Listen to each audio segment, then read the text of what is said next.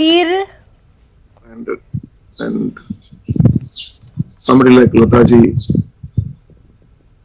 is not just a singer, not just an icon. I think part of a soul, part of a consciousness of India, Indianness, Hindustani music, Urdu poetry, Hindi poetry, Bengali, and so many other languages she sang. And this void is going to remain forever for all of us. And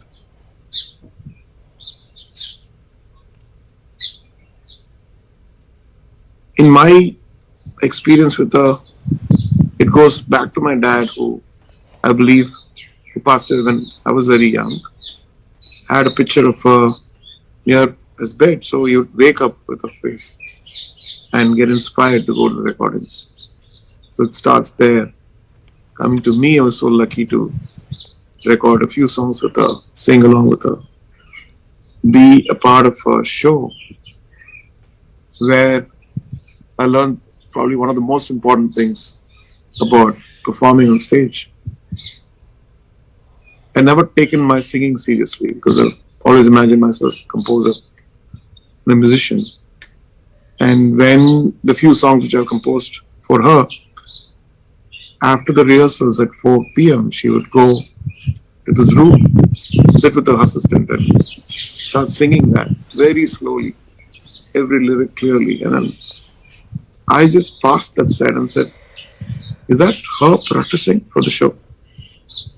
And that one incident changed my life. And so then every show I go, I would just go off and put the tampura and practice, get my warm-ups and done.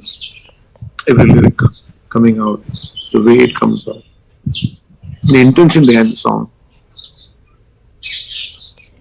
One day I was just speaking to her and she said, you know, those days Naushad Saab used to make us come for 11 days for rehearsal. I said, how long do you take? I said, no, I would learn it immediately, but still he will insist that we go for this 11 days rehearsal. And then you understand the depth of each song has so much of investment of time, love, spirituality, passion. And I think for the younger generation, am I the younger generation? I don't know.